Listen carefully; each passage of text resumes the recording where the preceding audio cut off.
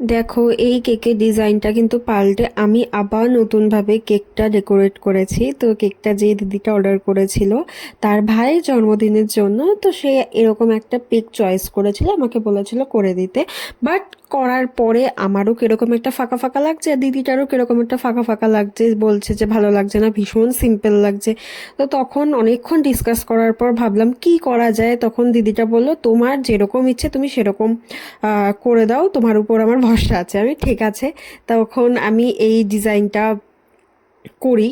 যেহেতু আমি প্রথমে বলেছিলাম যে অ্যাশ কালারের মধ্যে কিছু করব, তো দিদিটা বললো না, কোনো কালার দিও না, সাদার উপরেই রাখো।